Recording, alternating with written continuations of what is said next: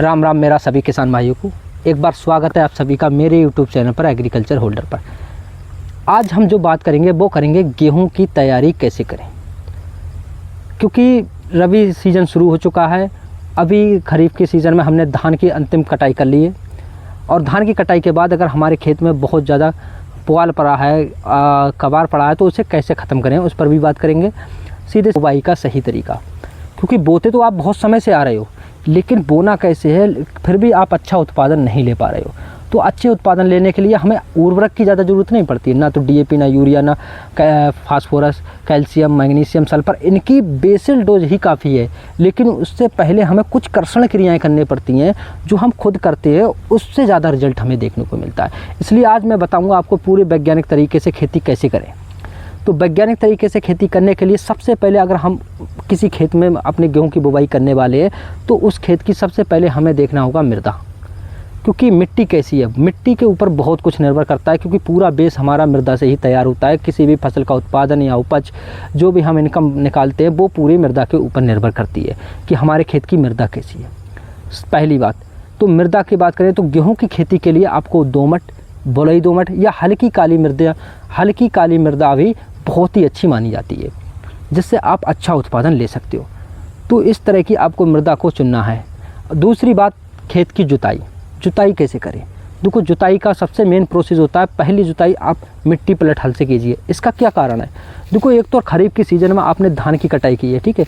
धान की कटाई के बाद जो ऊपर से पुआल पड़ा रहता है, उस पुआल को ख़त्म करने के लिए हमें क्या करना पड़ता है, उस पर एक प्रकार से मिट्टी पलट हल से जब उसकी जुताई करते हैं वो नीचे दब जाता है। और अभी गेहूँ की बुवाई में क्या है, जहाँ पर एरिया अगेती है और जहाँ मध्य है, तो वहाँ पर अभी थोड़ा अगर आपको समय मिल रहा है तो उसकी पानी से सिंचाई कर दीजिए। जुताई करने के बाद वो जो पुआल है, ऊपर का कबार है, वो एकदम पूरा सड़ जाएगा और इतनी भयंकर आपको खाद बना कर देगा ना, कार्बनिक खाद, जिसकी हमारी मृदा के अंदर बहुत ज़्यादा कमी है और जिसकी वजह से हम उर्वरक बढ़ाते जा रहे हैं।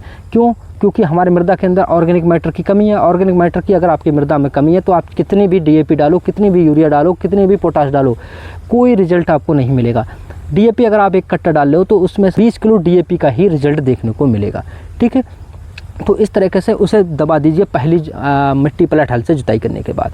फिर उसकी 2 से 3 जुताई आप हैरो या कल्टीवेटर से कीजिए और आप कीजिए 8 से 10 कुंटल प्रति हेक्टेयर बर्मी कंपोस्ट खाद या कंपोस्ट खाद को मिला दीजिए और फिर पाटा लगा कर खेत को एकसार कर लीजिए। यानी कि अब हमारा खेत क्या है, बुवाई के लिए तैयार हो चुका है, समझ रहे हो। अब इतना प्रोसेस हमने कर लिया, मतलब जुताई हमारी हो गई। उससे पहले जो हमारा था मृदा का चयन या भूमि का चयन, वो भी हमने कर लिया और जुताई भी हमने कर ली। अब तीसरा पॉइंट आता है हमारा सीड मतलब बीज कौन सी चुने हम। तो सबसे पहले मैं आपको बात बता दूं बीज की। अगर बीज आपको चुनना है तो अपने एरिया के हिसाब से ही बीज का चयन करें। मतलब अगर आप पश्चिमी उत्तर प्रदेश में हैं तो पश्चिमी उत्तर प्रदेश की ऐसी वैरायटियों को चुनें जिसका उत्पादन सबसे अधिक हो। अगर आप मध्य भारत के अंदर है तो मध्य भारत की ही वैरायटी का चुनें, जो अगेती वैरायटी इस समय बुवाई चल रही है, क्योंकि मध्य भारत के अंदर इस समय बुवाई शुरू हो चुकी है। तो ऐसी ही वैरायटी का चुनें। इनके एरिया के हिसाब से अगर पूर्वी भारत में है तो पूर्वी भारत की वैरायटी जो सबसे ज़्यादा उत्पादन देती है उस वैरायटी का चुनें। क्योंकि अगर आप वैरायटी उत्तर भारत की है और उसे लाकर आप पश्चिमी उत्तर प्रदेश के अंदर लगा रहे हो तो उसका आपको रिजल्ट बेहतर नहीं मिलेगा, उत्पादन नहीं मिलेगा देखने के लिए। इसलिए एरिया के हिसाब से ही आपको वैरायटी का चयन करना है, ठीक है। तीसरी बात होगी हमारी। चौथी बात आती है हमारी सीड ट्रीटमेंट की। सीड ट्रीटमेंट क्यों ज़रूरी है? सीड ट्रीटमेंट क्यों ज़रूरी है, उसका एक कारण है, जब हम धान की फसल काट लेते हैं उसके बाद जो पुआल होता है हमारा वो नीचे सड़ता है। कुछ बैक्टीरिया होते हैं, कुछ वायरस होते हैं, कुछ अन्य फफूंद भी होते हैं जो इसे सड़ाने का कार्य करते हैं। लेकिन उसके साथ साथ कुछ फंगस भी होते हैं जो बीज के लिए हानिकारक होते हैं। तो उनसे बचाने के लिए हमें क्या करना पड़ता है, सीड का ट्रीटमेंट करना पड़ता है। वहीं पर कीट भी कुछ होते हैं, जैसे माइट हो गया, टर्माइट, जो दीमक वगैरह है, इनसे सीड को बचाने के लिए हमें इंसेक्टिसाइड का भी प्रयोग करना पड़ता है। तो उसके लिए आपको फंगीसाइड में आपको मैं बता दूं, मैंकोजेब, कार्बेंडाजिम या बेबस्टीन, किसी भी एक दवा का आप 2 ग्राम दवा प्रति किलोग्राम या 2 से 2.5 ग्राम दवा प्रति किलोग्राम बीज के साथ आप उपचारित कर सकते हो।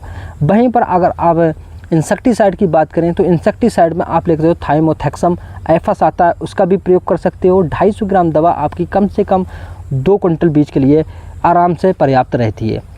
वहीं एक दवा और आती है उस सेक्ट के लिए, एक दवा और आती है, वो आती है साइपरमेथ्रिन, जिसका आप 1 ml दवा का प्रति किलोग्राम बीज के हिसाब से आप उसका भी आप प्रयोग कर सकते हो। ठीक है, इन दवाओं से प्रयोग करने से क्या होता है, हमारी मृदा के अंदर जो कीट होते हैं या रोग होते हैं उनसे हमारे बीज को आसानी से बचाया जा सकता है।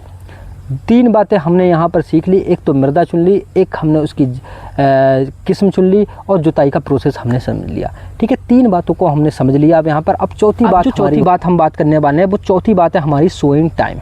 सोइंग टाइम मतलब बुवाई का समय।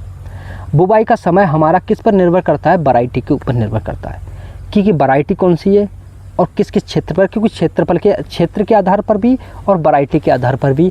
और सीधा अगर हम बात करें तो सोइंग टाइम का जो समय शुरू होता है, अगर अगेती बुवाई आप कर रहे हो तो 25 अक्टूबर से आप 5 नवंबर तक आप या 10 नवंबर तक अगेती बुवाई कर सकते हो गेहूँ की। ठीक है, वहीं मध्य की बात करें तो आप 8 नवंबर से 20 नवंबर के बीच में बुवाई कर सकते हो, और अंतिम की बात करें तो लेट वैरायटी आप अंतिम नवंबर तक बुवाई कर सकते हो। तो ये वैरायटी समय के आधार पर भी बोई जाती है।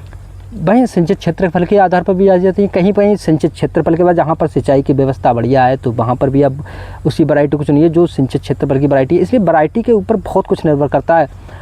आप बिना कुछ वैरायटी सोचे समझे आप अपनी खेत की बुवाई कर देते हो, जिससे आपको रिजल्ट देखने को नहीं मिलता।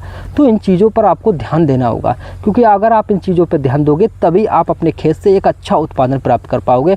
लेकिन अगर आप ध्यान नहीं दोगे और ज़्यादा मात्राओं में, क्योंकि पहले आप देखते होंगे खाद की, मैं बता दूं आपको उर्वरक के बारे में, तो पहले 1 बैग यूरिया या 1 बैग DAP 1 एकड़ खेत के लिए पर्याप्त रहती थी।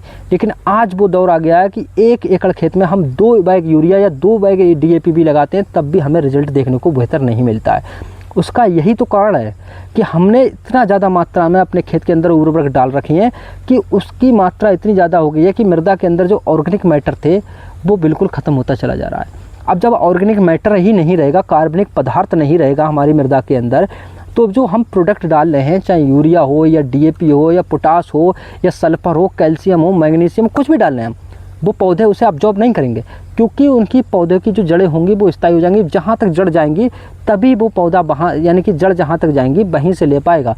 और नहीं तो अगर ऑर्गेनिक मैटर की अधिकता है, सूक्ष्म जीवाणु ज़्यादा मात्रा में मृदा के अंदर पाए जा रहे हैं, तो वो क्या होते हैं, अगर हमने कहीं पर भी DAP डाली वहाँ से वो पौधे को तक लाने का कार्य करते हैं। क्या करते हैं, पौधे तक लाने का कार्य करते हैं, जिससे हमारा पौधा आसानी से उसे ले लेता है। तो यही तो होता है बायोटिक या समबायोटिक, यही तो प्रोसेस होता है हमारा। इसलिए हमें प्रोडक्ट समझना होगा। अब 5वीं बात हमारी क्या रहने वाली है, वो है हमारी बीज की मात्रा, सीड रेट। खेती यानी कि समय से बुवाई कर रहे हो और छिटकमा विधि से बुवाई कर रहे हो तो वहाँ पर आपको 100 से 120 किलोग्राम गेहूँ का बीज दर लगने वाला है। और वहीं अगेती आप सीड ड्रिल से बुवाई कर रहे हो तो 80 से 90 किलोग्राम या 70 से 90 किलोग्राम तक बीज हमारा पर्याप्त रहता है। ठीक है, वहीं पछेती बुवाई कर रहे हो आप तो पछेती में आपको लगने वाला है 120 से 140 किलोग्राम प्रति हेक्टेयर आपको लगने वाला है बीज। वहीं अगर आप पछेती सीड ड्रिल से कर रहे हो तो 100 से 120 किलोग्राम सीड ड्रिल से लगेगा आपका। ठीक है, इन चीज़ों को ध्यान रखना होगा। वहीं सिंचित क्षेत्र में अगर आप बुवाई कर रहे हो तो आपका 100 किलोग्राम पर्याप्त होता है छिटकमा विधि से, 100 से 120 किलोग्राम। और असिंचित क्षेत्र में कर रहे हो तो 120 से ऊपर आपका बीज दर लगने वाली है। ये एरिया के हिसाब से आपको बीज का चयन करना पड़ेगा। वहीं अब अंतिम बात जो बात कर ले हम, वो है हमारी खाद एवं उर्वरक। खाद एवं उर्वरक हम देते हैं, मल्टीप्लाई करते हैं। खाद एवं उर्वरक जब हम देते हैं तो वो हेक्टेयर के हिसाब से, सब प्रोसेस मैंने हेक्टेयर के हिसाब से ही बताया है। ठीक है, तो इसमें अब खाद एवं उर्वरक में अगर बात करें हम तो खाद एवं उर्वरक में खाद जो आपकी रहती है वो तो मैं पहले ही टॉपिक बना चुका हूँ, बाकी आप देख लीजिए टॉपिक पे क्या उसमें बनाया है। देखिए, खाद वो होती है जो हम बाय द प्रोडक्ट अपने आप तैयार कर लेते हैं, जैसे कि गोबर की सड़ी खाद, वर्मी कंपोस्ट खाद, हरी खाद, जैसे हरी खाद में सनई, ढैंचा, बरसीम, लोबिया, इस चीज़ों का प्रयोग करते हैं। वो सब हमारा खाद का प्रोसेस होता है। और जितनी ज़्यादा आप खाद का प्रयोग करोगे उतनी ही कम मात्रा में आपको मार्केट से उर्वरक डालना होगा, उतनी ही कम मात्रा में आपको मार्केट से उर्वरक की ज़रूरत पड़ेगी, क्योंकि उर्वरक महंगा है और खाद होती हैं वो सस्ती होती हैं। तो खाद का ज़्यादा प्रयोग करो ना, उर्वरक का कम करो। 1 एकड़ में 1 बैग ही DAP प्रयोग करो और बाकी उससे पहले आप अंतिम खाद में जो मैंने बताया था उस चीज़ का प्रयोग करो। FYM आप गोबर की सड़ी खाद मिल जाती है तो वो आप प्रयोग कर सकते हो। 2 से 250 कुंटल प्रति हेक्टेयर आप डाल सकते हो, उससे भी आपको रिजल्ट बेहतर मिलेगा। बस खाद पर ज़्यादा प्रोसेस ध्यान दो और उर्वरक पर कम दो, क्योंकि उर्वरक मार्केट के अंदर बहुत महंगा होता जा रहा है। उसके बाद उर्वरक में अगर बात कर लें तो देखो एक फसल को, यानी कि उर्वरक में अगर बात करें तो गेहूं की फसल के लिए 120 किलोग्राम नाइट्रोजन की ज़रूरत पड़ती है बुवाई से लेकर कटाई तक, समझ रहे हैं, जिसकी आधी मात्रा हम बुवाई में देते हैं, बाकी हम 1 से 2 बाद में बेसल डोज में दे देते हैं छिड़कमा विधि के द्वारा। दूसरी बात, फास्फोरस लगभग 80 किलोग्राम प्रति हेक्टेयर ज़रूरत पड़ती है और पोटास हमारा 40 किलोग्राम प्रति हेक्टेयर ज़रूरत पड़ती है। तो इनका सबका कॉम्बिनेशन है अलग अलग मात्रा में। जैसे कि अगर आप डीएपी दे रहे हो तो 100 किलोग्राम डीएपी में 46% फास्फोरस पाया जाता है, तो मतलब आप 2 कट्टे दोगे तो 40 किलोग्राम फास्फोरस हमें मिलेगा। और देना कितना है हमें, 80 किलोग्राम प्रति हेक्टेयर। 80 किलोग्राम का अगर हम डिवाइड करेंगे 2.5 से, तो लगभग वो हमारा बैठेगा 30 किलोग्राम के आसपास, 25 से 30 के बीच में। तो हमें एक बैग लगभग, मोटा माटी आपको पता होगा, लगभग एक बैग पर्याप्त रहता है डीएपी का। वहीं यही प्रोसेस यूरिया का रहता है और यही प्रोसेस हमारा रहता है पोटास का। यूरिया में 18% हमारा यूरिया में हमारा 46% नाइट्रोजन पाया जाता है, लेकिन वो डीएपी से जो नाइट्रोजन मिल रही है इसलिए इधर से कम कर दी जाती है। वही प्रोसेस है आपका। बाकी अंतिम आपका देख ही रहे हो एमओपी में हमारा 60% पोटास होता है। तो इस चीज़ के प्रोसेस को समझिए। प्रोसेस मैंने बताया है आपको खेती करने का तरीका। अब खेती आपको डिपेंड करेगी आप कितनी बेहतर तरीके से करते हो, ठीक है। बाकी कर्षण क्रियाएं ज़रूर करें और ये कर्षण क्रियाएं आपके लिए बहुत ही ज़्यादा लाभदायक होंगी। अगर वीडियो अच्छा लगे तो वीडियो को शेयर ज़रूर करें, लाइक करें, कमेंट में ज़रूर बताएं कि आखिर वीडियो कैसा लगा। और अगली वीडियो में बात करने वाला हूँ भारत की टॉप से टॉप वैरायटियों के बारे में। 2 से 3 वैरायटी आपको बताऊंगा, ज़्यादा वैरायटी नहीं बताऊंगा जिससे आप कन्फ्यूज हो। 2 या 3 वैरायटी जो आप अपने क्षेत्र के आधार पर लगा सकते हो। हर क्षेत्र के आधार से बताऊंगा। पश्चिमी उत्तर प्रदेश की बताऊंगा, उत्तर भारत की बताऊंगा, पूर्वी भारत की बताऊंगा, मध्य भारत की बताऊंगा। हर क्षेत्र की वैरायटियों के बारे में कल मैं डिस्कशन करने वाला हूँ। बस जुड़े रहें मेरे यूट्यूब चैनल से, एग्रीकल्चर होल्डर से। धन्यवाद।